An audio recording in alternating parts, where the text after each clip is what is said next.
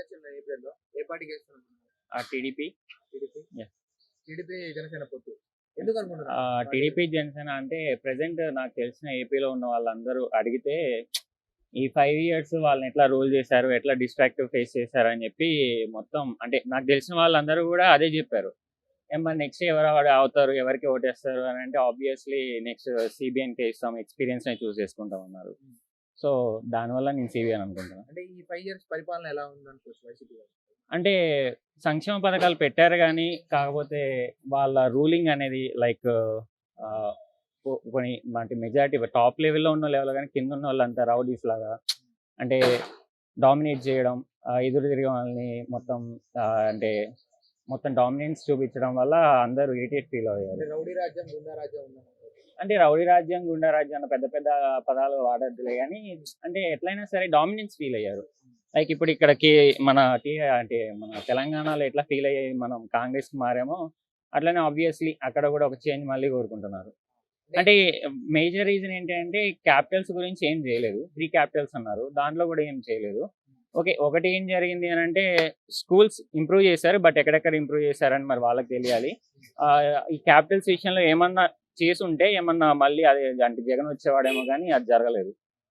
మరి సిబిఎన్ గారు జనసేన పొత్తు కలిసి వస్తుంది కదా, మరి వీళ్ళు ఎలా రూల్ చేయబోతున్నారు? అంటే జనసేన పొత్తు అని అంటే వాళ్ళకి 40 సీట్స్ అడుగుతున్నారు. యాక్చువల్లీ 60 సీట్స్ అడిగారు, 40 సీట్స్ ఇస్తా అన్నారు. వాళ్ళు అంటే ఇంతకుముందు ఆల్రెడీ పొత్తు పెట్టుకున్నదే, కొత్తగా పెట్టుకున్న పొత్తు ఏం కాదు కాబట్టి వాళ్ళు ఆబ్వియస్లీ కలిసి వెళ్ళడం ఎలాగో వాళ్ళకి తెలుసు. ఇంకోటి ఏంటి అని అంటే పవన్ కళ్యాణ్ మళ్ళీ కీలక పాత్ర పోషించాలంటే ఆబ్వియస్లీ గెలవాలి. అంటే ఒక 20 to 30 సీట్స్ గెలవకపోతే పవర్ ఉండదు కదా. ముందు పవన్ కళ్యాణ్ గెలవాలి, వాళ్ళ అభ్యర్థులను ఒక 20 మెంబర్స్ అన్నా గెలిపించుకుంటే మేము కూడా స్ట్రాంగ్ పొజిషన్ లో ఉన్నామని చెప్పి చూపించుకుంటారు. అది ఈ 5 ఇయర్స్ వైసీపీ పాలన ఉంది కదా, మళ్ళీ ఇంకొక 5 ఇయర్స్ ఇచ్చి చూస్తే అనే ఛాన్స్ ఏమైనా? అంటే ఫస్ట్ టైం గెలిపించిందే ఒక ఛాన్స్ అన్నారని, ఒక ఛాన్స్ ఇచ్చిన తర్వాత మళ్ళీ నెక్స్ట్ ఛాన్స్ అంటే ఒక ఛాన్స్ ఇచ్చి వేస్ట్, అంటే 5 ఇయర్స్ వేస్ట్ చేశారు కదా. ఈసారి మళ్ళీ నెక్స్ట్ ఛాన్స్ అంటే మరి ఫస్ట్ ఛాన్స్ ఇచ్చారు కదా. ఫస్ట్ గెలిచింది అంటే ఆ యాత్ర ఆబ్వియస్లీ వర్కౌట్ అయింది, అందరికి ఫస్ట్ ఛాన్స్ అన్నారు కాబట్టి వర్క్ అయింది.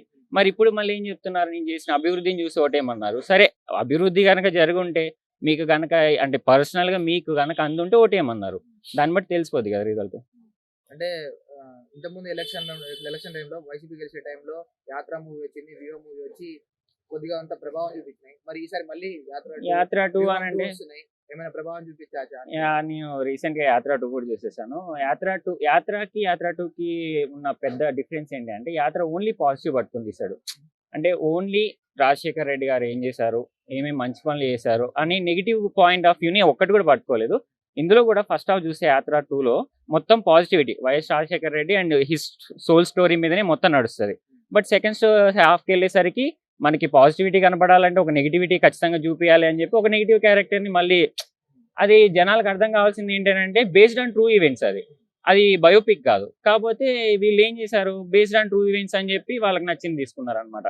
సో ఆ నెగిటివిటీని క్రియేట్ చేసి మళ్ళీ కొంచెం అంటే ఆడియన్ని బట్టి అర్థమవుతుంది. సో యాత్ర 2 అంత ఇంపాక్ట్ అని చూపించకపోవచ్చు. నెక్స్ట్ ఏపీలో చెప్పా కదా, సిబిఎన్ వస్తారేమో అనుకుంటున్నాను, మై ఒపీనియన్.